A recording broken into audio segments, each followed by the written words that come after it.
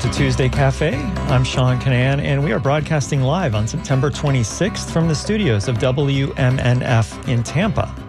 This hour, we're going to hear about the climate policies in Florida under Governor Ron DeSantis and his pledge to promote fossil fuel development over renewable energy. And joining us by Zoom is our guest, Susan Glickman, a programs and policy consultant to both Florida Clinicians for Climate Action and Rethink Florida. She's worked with the National Resources Defense Council, the Center for Climate Integrity, and the Union of Concerned Scientists to address the climate crisis. Welcome back to Tuesday Cafe, Susan. Great. Thank you, Sean. Good morning. Good morning. Thanks for joining us. Well, in this show, we're going to talk about Florida's climate and energy policies, but let's start off with even why it matters. What do we know about the impacts of global heating on Florida? Well, we're already seeing it in Florida and around the world with historic extreme weather, extreme heat, more intense storms.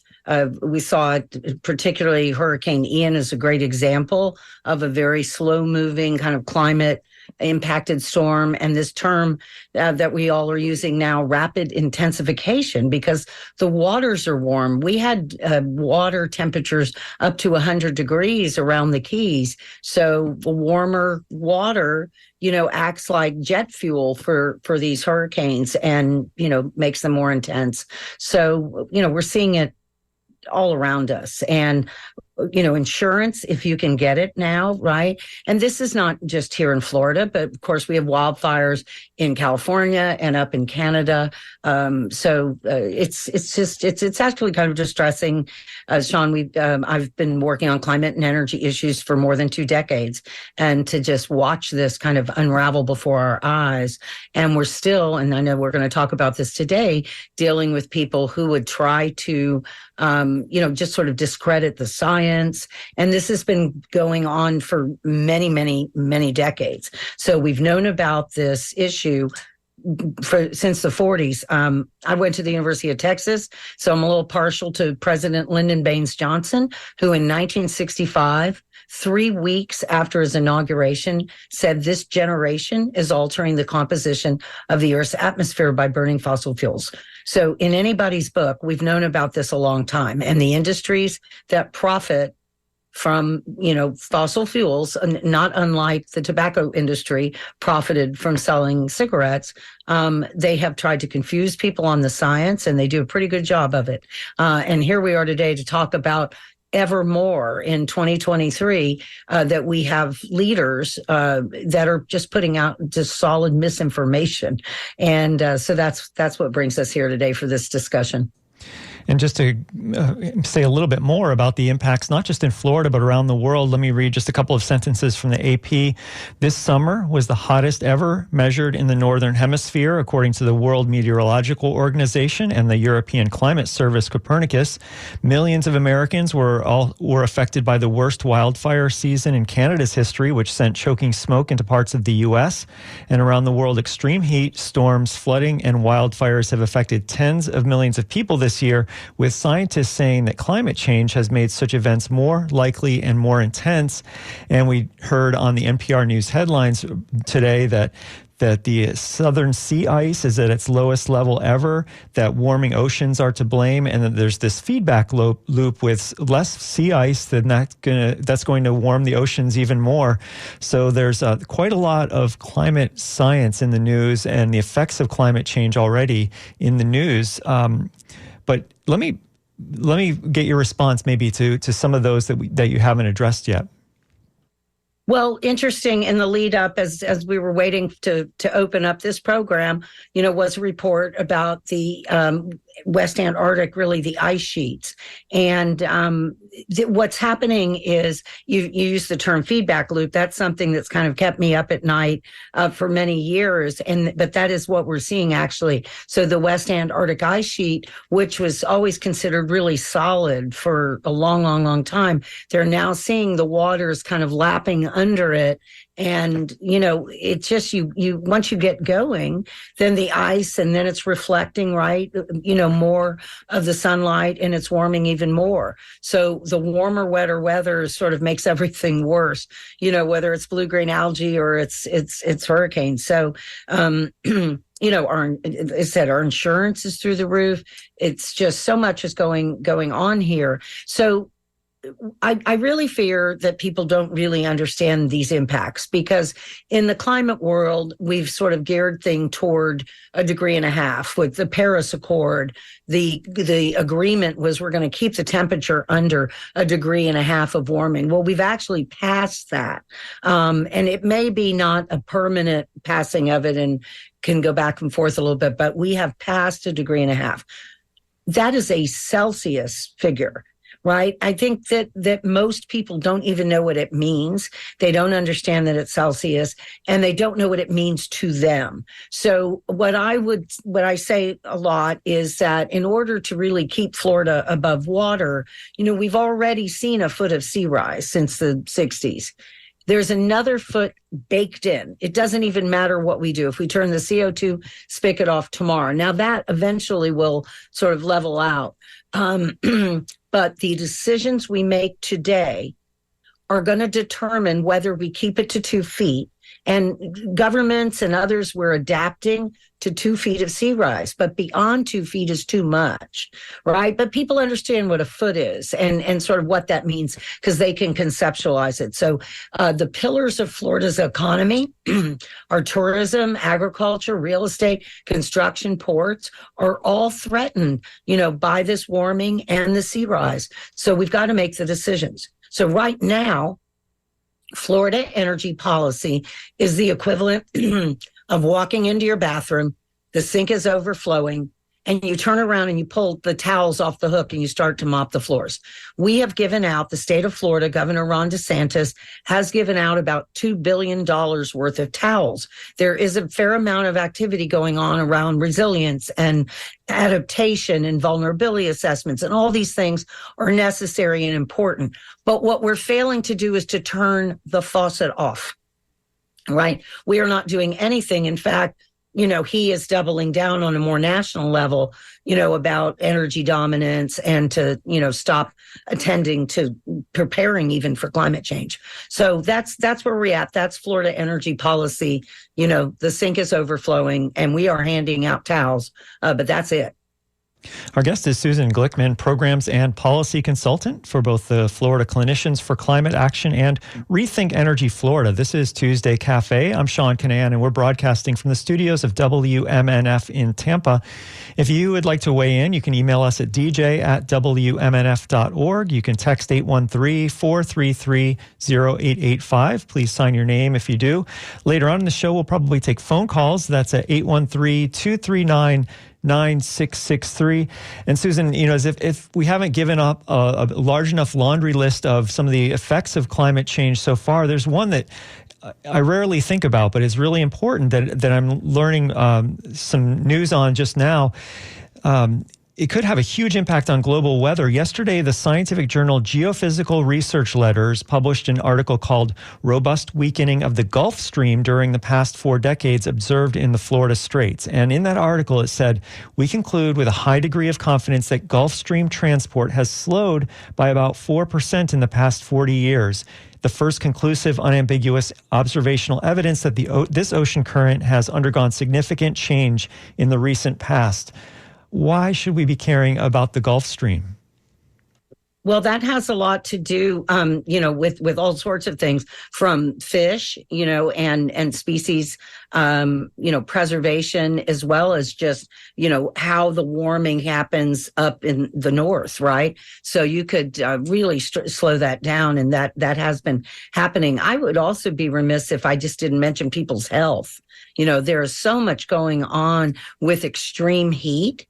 And, people, and in Florida, we have humidity on top of the heat, and when you get hot, you perspire to cool your body down. But if it's a really humid climate, then you literally can't cool down, and people are stroking out. There were really dozens of people going to the hospital from football games. I sort of noted that in some of the articles. So people are outside and they just don't know. And if you're young or you're elderly, so there's things like malaria. Again, warmer, wetter weather makes mosquito-borne diseases, are going to happen more often, right? So we've seen cases recently in Florida of malaria, and we hadn't had that in very, very, very long time. So it affects our health. It's affecting, as you said, weather patterns, whether it be the Gulf Stream, or the wildfires. I myself went to Pennsylvania for a memorial for my uncle, and we were flying into this wildfire smoke.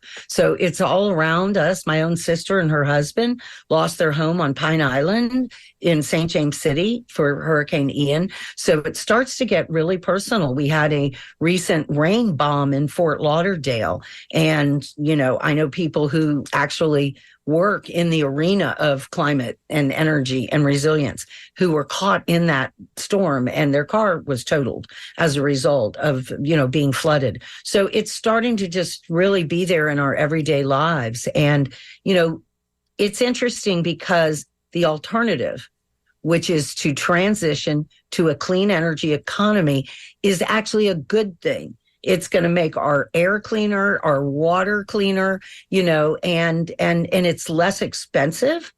But again, we're in this transition. It's happening already. For instance, Florida is the second largest market in the U.S. for electric vehicles, as an example. But people who are selling these products, it's their sort of last attempt to sort of drag this transition out. And we don't have a moment to waste. So again, we've already, are kind of locked in for 2 feet. We've seen a foot. We're going to see another foot. And we need to keep Florida above water by reducing the rate, of sea rise. And the only way to do that is to stop using fossil fuels. So as you point out, all this information that we have about the impacts of climate change on Florida and on the rest of the world suggests that the state should be doing everything it can to alleviate the causes of climate change, which you're pointing out is emissions of carbon dioxide and other greenhouse gases, and also to prepare for the impacts of climate disruption. But as we're going to hear the rest of this hour, our governor is kind of doing almost the exact opposite on a lot of those things. In Texas last week, Governor Ron DeSantis put forward his energy policy platform. And I want to be fair, but I think the best way to summarize it is drill, baby, drill. DeSantis criticized efforts to reduce greenhouse gas emissions by moving toward renewable energy and electric vehicles. So let's talk now about electric vehicles. One of the things that Governor DeSantis has done recently is end subsidies for some renewable energy ideas like subsidies for electric vehicles. Tell us about that. Yeah, it's, there was a moment in around 2017 when the transportation sector kind of overcame the electric generation, sector as far as emissions. So it's really important to electrify transportation. So something the governor did recently, which shocked a lot of people actually, which was there was a bill that passed the legislature in a completely bipartisan way that was going to allow state agencies, local governments to consider the total cost of ownership when purchasing fleets, right? So, there are individuals buying electric vehicles, but there's a lot of power in electric fleets and bus fleets and so forth. So on average, a transit bus that's electric over the lifetime of that vehicle will save about $300,000. So it is cheaper. Consumer Reports has done a number of analysis of electric vehicles, and on average for around the same size vehicle, you're going to save, $8,000 to $10,000 over the life cycle. So it is cheaper to use electric. So it may cost a little more upfront, but over the life cycle, that's just a fact. So the governor wants to ignore that. This is pure politics. So he's out in Iowa campaigning for president, and Donald Trump, is giving him a hard time over electric vehicles, right? So he shifts gears, and previous Governor DeSantis had been supportive of EV roadmaps and making sure that we have EV charging infrastructure. In fact, I can recall him being at a press conference on the Turnpike announcing, charging stations along the Turnpike. So, this is happening. It's sort of whether we like it or not. But here's where Florida is very important. If Florida was a country, we'd have, the 15th or 16th largest economy. So what we do matters, because this is about creating markets. Because up to this point, and globally, there's been just enormous trillions of dollars going to subsidize the oil industry, the fossil fuel industry. And we certainly do that in this country. So what we need to do is create a more level playing field. So these clean energy, options, just have an opportunity to thrive, to create a market for clean energy. It is cheaper. Florida sends about $65 billion a year out of state every year, each and every year, to bring in fossil fuels from somewhere else. So if we're more efficient in our homes or how we build buildings, in our transportation, in our power generation, we will keep those energy dollars here at home, working in our community, putting people to work, not sending it out of state, which also has the byproduct of warming the planet. And, having been worked in this arena of climate and energy issues for about 23 years now, I've had many, many people, use this phrase to say to me, I don't believe in climate change. And I say, you believe in the virgin birth or not, that is a tenet of faith. Climate change is a measurement. They measure ice core samples, and they know the amount of carbon in the atmosphere. It is parts per million of carbon in the atmosphere. We are well past, 420 parts per million of carbon in the atmosphere. The safer place would be to be at about 350 parts per million of carbon in the atmosphere. It is a measurement, and like your weight and your height, you might not like it, but it just is. And so that's where we're at. So for people to, especially in positions of leadership and power, to put out misinformation that this is some kind of, I hate to even use the phrase hoax, because it's just absurd. And they're ignoring basic science and facts for their own either political purposes or for the fossil fuel industry so they can make money selling products. And I'll just mention, in Florida, anybody notice their electric bill going up? Well, that is the purview of the state of Florida. That is Governor Ron DeSantis, who appoints the regulators to the Florida Public Service Commission. And Florida is over-reliant on fossil methane gas. We are 75% reliant on gas. The two biggest utilities in the state, Duke and Florida Power and Light's parent company, NextEra, own a pipeline. They own the Sable Trail pipeline. So they make money sort of coming and going because they're selling you electricity and then the fuel cost. And your bills have been going through the roof, in part because Russia invaded Ukraine and gas prices are through the roof. But we're 75% reliant on gas. And we don't do energy efficiency programs in a meaningful way in the state of Florida. So out of 53 utilities around the country, and this comes from the American Council for an Energy Efficient Economy, they just came out with their most recent rankings. Tampa Electric is 40, Duke is 46, and Florida Power and Light is 52 out of 53 in offering energy efficiency programs. But your bill keeps going up, up, up, and no one seems very concerned about that in the governor's office or in the legislature. Our guest is Susan Glickman, Programs and Policy Consultant to both Florida Clinicians for Climate Action and Rethink Energy Florida. This is Tuesday Cafe. I'm Sean Canan, and we're broadcasting from the studios of WMNF in Tampa. And Susan, you were just talking about methane, and the governor, when he was in Texas, mentioning his energy policy, he talked a lot about methane. So let me go through some of the things he said, and you can tell us how accurate or what this all means. emissions. So DeSantis is agreeing with you. He said that Florida is very heavily reliant on methane gas. It's called natural gas or liquefied natural gas or methane gas. And he said that methane has lower emissions than coal. What's the story there? In kind of a perfect world, a natural gas fueled power plant would be about half the emissions of a traditional coal-fired power plant. However, when you frack the gas, and fracking is short for hydraulic fracturing, and that's when they put chemicals in, and it's almost creates like a little earthquake to bring up more of this gas. And when you frack the gas, it releases methane.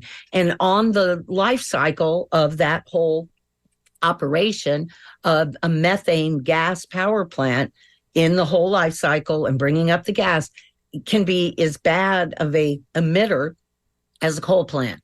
And I can tell you, I recall the moment I was at a conference and listening to, two Princeton scientists talk about this, and I about fell out my chair because, the whole idea was that gas was better than coal. And so, it might be, it could be, but when you frack the gas, by and large, your overall life cycle emissions are as bad as a coal plant. So, and the other thing that's somewhat interesting about that is this all takes an enormous amount of water. So, we talk about climate change, but water is one of the biggest environmental crises that we have, or the biggest, and it is made worse by warming climate and drought. So it's interesting because Governor DeSantis, the way he sort of separated himself in the primary in his very first election against Adam Putnam was to go after the water issue. And at that time, right, we had blue-green algae, which we still do, but it was very, very present in that moment. And he was criticizing the sugar industry and talking about water, and he created a blue-green algae task force. And their recommendations, I'm told by my friends who work on springs issues full-time, said, on a scale of 1 to 10, the recommendations were a 3, and then we didn't pass those either. So very little has been done about that issue, but that is the issue. Water quality is really the issue that brought him into office.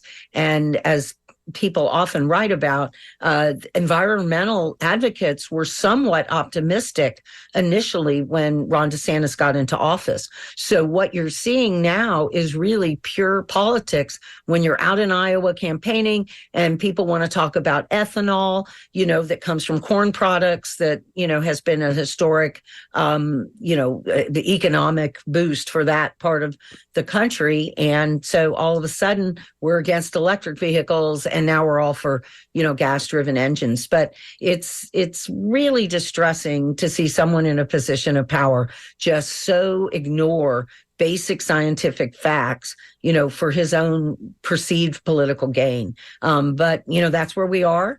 And everyone needs to, pay attention to this. And I, recognize the many, many challenges, because the perception was that climate change and this warming was something that was way far down the road, right?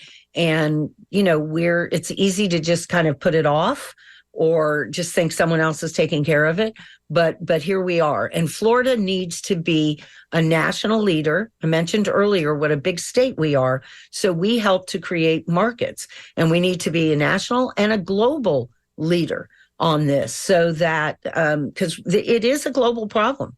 It's an individual problem where we all make decisions in our lives, but really we need policies to move us. We need a level playing field. We need to stop subsidizing polluters to pollute for free, because that's exactly where we are. People who the fossil fuel industry, gas companies, utilities, those folks who are selling these products are polluting for free, and we are all paying for it. We pay for it in our taxes. We pay for it with these disasters. You ticked off some of these disasters. They are incredibly costly. And once again, we have to adapt to the climate impacts already in the pipeline. And on a sea rise, notion, that's about 2 feet. That's already expensive.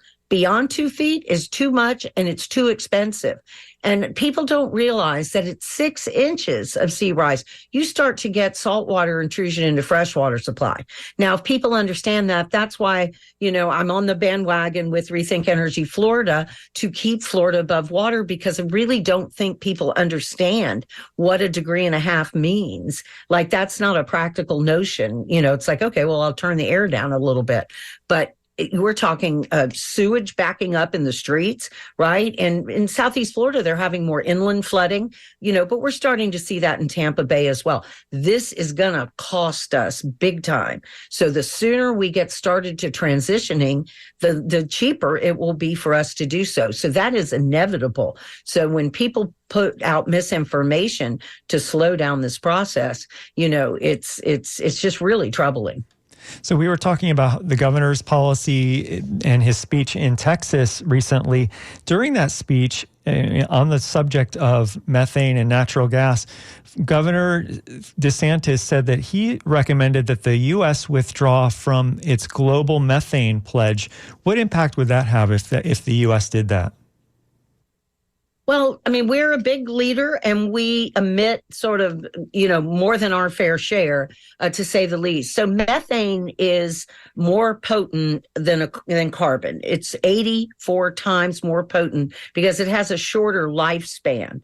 So it would set us back further. So you've got methane from oil and gas operations, and that's what I was referring to earlier when they do hydraulic fracturing to bring up more gas, that emits methane in the process. And then all along the way, from the pipeline right to the power plant, and of course the governor has made a big fuss over gas stoves. So even those gas stoves in people's homes, we don't have a lot of gas stoves in Florida, as much as they do up in more usually northern climates. But gas is leaked throughout the process. It leaks all day in your kitchen. It leaks coming into the home. Same thing with gas pipelines. So there's methane from oil and gas sort of operations, if you will. Then there's methane that we get in landfills. So this is a huge problem, and we haven't paid that much attention to. I recognize that's not what Governor DeSantis was referring to, but I want people, just full information. So about 16% of the organics that go into landfills is really usable produce, and we can work and help farmers, we can help the agriculture community, and then we can actually take, that usable produce and get it to people, or, put it in the beef stew at schools or whatever. But that's really a potent form of a greenhouse gas emitter. So we need to get on that. And the U.S. has to show leadership. That has been who we have been in the world, and we emit more than our fair share, and we need to work globally, and we need to move these new technologies. And, it's funny, when I was just a kid, I remember my parents were bought one of those early Amana radar ranges. They cost $1,000. They were the size of a small condo, and the quality was awful, right? The only thing you ever wanted to do was boil water in it. So now you can, go into a Target or whatever, a Walmart, and buy a quality microwave for, under $100. And that's where we're at. The price of solar has dropped 90% in the last decade. Energy efficiency was always the cheap, option. And unfortunately, as I mentioned earlier, our utilities in Florida do not offer meaningful energy efficiency programs. And people are really suffering. So we can save money, we can clean our air, we can clean our water, and use less water. We're in a water crisis, and power plants and, just use a lot of water, and it takes a lot of water to frack. And, people are seeing that around the country. So we can do better. We have the technologies, and it's just a matter of will. Our guest is Susan Glickman, who is Programs and Policy Consultant to both Florida Clinicians for Climate Action and Rethink Energy Florida, and this is Tuesday Cafe. I'm Sean Canan. We're broadcasting live from the studios of WMNF in Tampa on September 26th, and I'd like to hear what you think about this. You can email us at dj@wmnf.org. You can text 813-433-0885. Please sign your name, and you can call us at 813-239-9663. Let me read a couple of the emails that have come in. Bob in Sarasota writes, the governor vetoed $350 million from the federal government for energy savings. So thanks for that email, Bob. And Karen in Dunedin says, unfortunately, I don't believe we will ever get on the same page. I think that's opioid. I think she meant, I think that she's trying to combine hope and opioid, perhaps. I'm fearful for my children and grandchildren's future. So thank you for that email, Karen. And then Pete in Indian Shores has a question for you, Susan. He says, I'm curious, if we're all going underwater here on the peninsula, why are banks still dishing out major loans to folks that want to live on the beach? Are they not aware of the rising tide, or maybe they know something that we don't? So how would you respond to Pete in Indian Shores? Actually, Pete, I do know that banks are reconsidering loans in areas that are, flood over and over. I'm shocked myself to see the building. I live on the barrier island. I'm a native of Tampa. I'm concerned every day at the notion that I can't even allow myself to think about, giving our home to the next generation. And, maybe it's not going to happen tomorrow.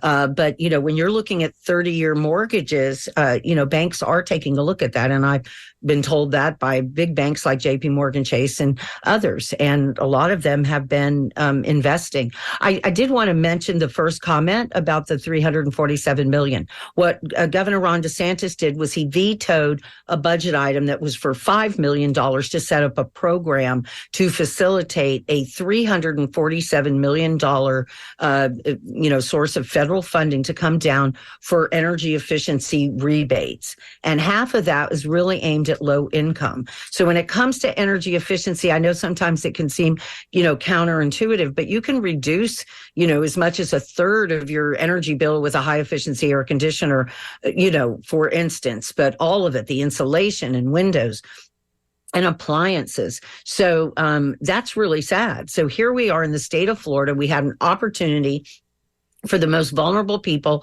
to become more efficient, reduce their energy bill and this pollution. And the governor said, no, thank you. So I know that several members of Congress, including Congresswoman Kathy Castor and others, are asking the Department of Energy if they could more directly facilitate those rebates. But, why would a governor want to make you pay more in your taxes for fleets, right? So all those cost savings for vehicles and buses, he said, no, thank you to that.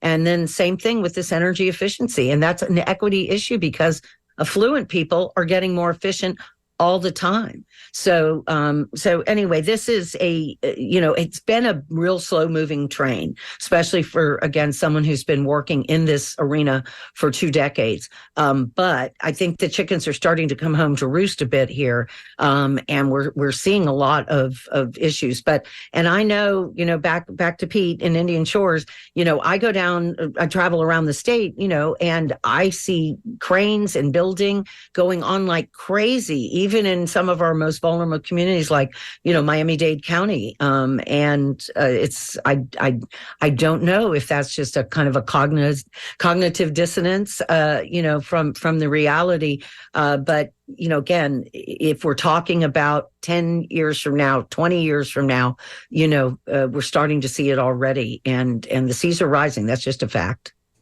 That's Susan Glickman, Program and Policy Consultant to both Florida Clinicians for Climate Action and Rethink Energy Florida. We've been talking about the governor's policies on climate and on energy, and he gave a major speech in Texas last week about this subject. Let's just hear about a minute of the governor speaking, and then we'll listen to what he said and then come back and kind of break it down and see what's going on with that. This is Tuesday Cafe, brought to you by WMNF in Tampa.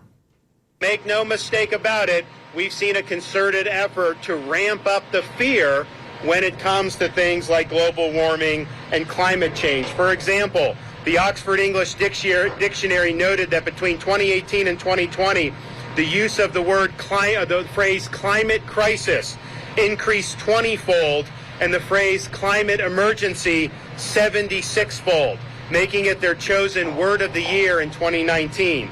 Now, this is driven by ideology. It's not driven by reality. In reality, human beings are safer than ever from climate disasters, as the death rate from climate disasters has declined by 98% over the last 100 years. And the number one reason for that is people that have had access to reliable electricity and power. Well, that is Governor DeSantis speaking last week in front of an oil rig in Texas. And he's putting forward a conspiracy theory there about why the terms climate crisis and climate emergency are being used more and more.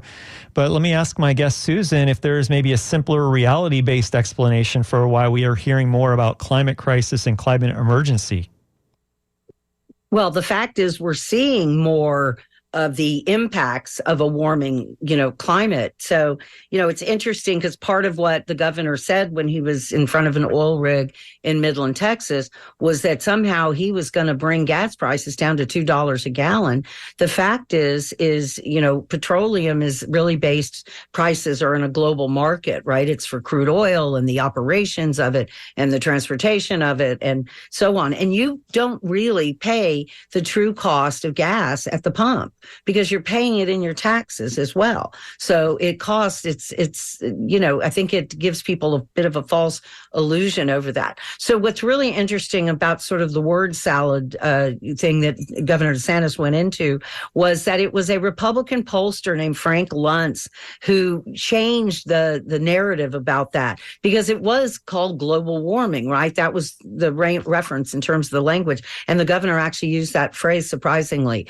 And then he was advising Frank Luntz, members of Congress, to call it climate change, because the climate is always changing. And he quite recently sort of apologized for that. He appeared before a Senate committee and said, I made a mistake, I was wrong, and so on. There has been a concerted effort by the fossil fuel industry and the people who do their bidding, which in some cases are elected officials, members of Congress, state legislatures, governors, and they do that with all kinds of things, campaign contributions and so forth. So they have sought to confuse people, and that's why they switched from global warming to climate change. So, we are in an emergency because we have a short window. We have a short window to transition because the decisions you make around energy stick with you for a very long time. If you build a power plant, it's going to be around for 60 years or more. So these are the decisions. If you put up electric vehicle charging infrastructure, then people are more likely to buy electric vehicles. It's sort of obvious. If the only thing you see, is just gas stations, then, that's going to affect your choices. I always say, if you're a hammer, everything you see is a nail. And that's the truth. So we have an opportunity in this moment. The big news in the climate change arena is the federal dollars coming down to really transition. And that is leveling a playing field, because we've been subsidizing the polluters for so many years. They pollute for free, and we pay for it. And we're paying for it in our taxes. We're paying for it in our higher electric bills. And then we're paying for it with our health, and then the warming climate. So, we can turn in the opposite direction, but we need to do it as quickly as we possibly can to avoid the worst impacts. Eventually, we're seeing crisis, day after day. Is the wildfires, are these more intense storms, not enough for people to kind of wake up to what's going on? And the transition, again, unless you're the one selling the fossil fuels, but what the sort of public relations campaigns have done is they've created a sort of divisive tribalism around this issue. And somehow, instead of just paying attention to the facts and the science, what President Lyndon Baines Johnson from Texas declared in 1965. I mean, it's very simple what we're doing, and they've known about it for a really long time. And so it just seems incredibly irresponsible to continue to put out misinformation. And I've spent a lot of time looking at, these sort of propaganda campaigns. And I have one sort of report from 1988 that Shell Oil did. And they basically, in their sort of lovely British sort of way, say, look, by the time that people sort of figure this out, it will be too late to stabilize the climate of the planet, because the decisions we make now, and when you put in this fossil fuel infrastructure like a pipeline, right? And you build these power plants, we could have been investing in energy efficiency and zero energy buildings and getting older housing stock under control. But instead, because in our state, and this is just one example, because the investor-owned utilities that cover 75% of Florida, like Tampa Electric and Duke and Florida Power and Light, they get a guaranteed range of return when they make capital expenditures. So the incentive is on building power plants. That's how they make money. And our structure, our Florida Public Service Commission, has allowed and rubber stamped them. That is something the governor makes the appointments. There's a joint legislative committee, and they come up with names, but the governor makes the appointments. And in, I think it was 2018, the governor appointed, at the time, the 28-year-old daughter of the president of the Senate. Kathleen Pasadoma is our current president of the Senate, and her daughter is a public service commissioner. So, for decades, the Florida Public Service Commission has been considered captive to the utilities. So this is not something this current governor kind of invented, but, the utilities are incredibly powerful, and they sort of have armies of lobbyists, and we need policymakers that will stand up to big interests. We could say that about all kinds of the insurance industry. We're in an insurance crisis, and it's interesting. I think that's one of the things that's really hitting home with people who weren't paying attention. And so that may be the insurance crisis is up with the climate crisis and climate emergency, because people are seeing it, and they're seeing it in their own lives. And, we see growing seasons differently, and people are just observing it. We're losing, glaciers and ice sheets, and, we don't know. And again, something that keeps someone like me up at night are these feedback loops, because there are some unknowns. There's a lot we know, but as this permafrost is thawing and it's releasing methane that's 86 times more potent than carbon in a life cycle, we just don't know what that's going to do. So we have projections about how quickly, how fast this is happening, but they may be off base at some level. And I think the pressure on scientists has been to kind of downplay it a little bit, right? And to not seem too concerned. And I'm talking about over decades because of some of these criticisms, but we're seeing it in real time. And so we need to do everything we can on a personal level in our state. And then the state of Florida needs to be a national and an international leader. As I said, if we were a country, we'd have the 15th largest economy. So what we do matters, and how we show up. And so to have sort of another drill baby drill moment in 2030, when it costs less to use electric vehicles. And it's a much more pleasant experience all the way around. But in transit, in school buses, it protects the health. To have an electric school bus protects the health of our kids and those people who drive those buses every day. So we need to protect our health. We can reduce our energy bills. We can, save money while we protect our natural environment. And Florida's natural environment is our economy. in so many respects. So we've got to get moving, and we need to get moving very quickly. Our guest is Susan Glickman, Programs and Policy Consultant for Florida Clinicians for Climate Action and Rethink Energy Florida. This is Tuesday Cafe. I'm Sean Canan. We're broadcasting from the studios of WMNF in Tampa. We're live on September 26th, and we're going to take some phone calls because a lot of people responded when they heard what the governor was saying. Let's go first to Jack in Ellington. You're on the air. Jack, what would you like to say? Hey, good morning. Great program, by the way. I found DeSantis an enigma at first. He started off saying some good things about, refunding Florida forever and cleaning up water and that sort of stuff, but he hadn't delivered. I understand that. And if you remember, toward the end of the pandemic, there was some federal money, no strings attached, that would extend the SNAP program, feed hungry kids. And he turned it down until he got pressure. I think eventually he had to accept it. And so I'm wondering, what would make a man do it? Just like he's turned down the other proposals more recently, free federal money. And then I realized he's not a Republican at all. He's a rhino. What he is an Ayn Rand libertarian, an extreme libertarian. He came out of the Federalist Society when he was in college, which is, of course, funded by the Koch consortium of cajillionaires, and the Kochs got their money initially refining oil for Russia. So it simply boils down to this. From their view, if you look at the extreme libertarian view, they simply don't think those are proper functions of government. They don't think there should be any taxes. They want to do away with the IRS. They want to do away with public schools, Social Security, Medicare. Anything that's not in the Constitution, they want to get rid of it. That's my comment. All right. Thank you so much, Jack. Thanks for calling in. And if you'd like to email us, dj@wmnf.org. We'll try to get to Brent and Leela very shortly. But let me go back to my guest, Susan Glickman, who is with Rethink Energy Florida, a consultant, and Florida Clinicians for Climate Action. And I want to ask about more things that Governor DeSantis was saying in Texas.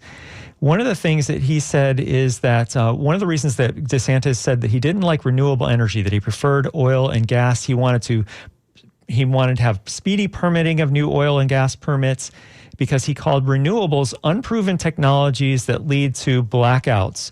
So Texas had a really major blackout recently. Is that because of their over-reliance on unproven technologies, in quotes, like renewable energy? No, the problem in Texas is an island in the electric. They have their own, transmission systems. And so now that was a cold weather gas problem. So it was fossil gas that was the problem there. Distributed, we've had a system with centralized power. Right. And that's what the utilities, have grown up around. And they've got franchise agreements because the idea is that you don't charge people to deliver the power. And then the Florida Public Service Commission is supposedly the hall monitor, right? They're the regulators to make sure that they're giving you the lowest cost power. I mean, we know right off the bat that they're not because they don't do energy efficiency in a really significant, meaningful way. And that's always the cheapest. So having a distributed system is actually going to strengthen that because it's not just one power plant and a set of transmission lines. You have transmission line loss.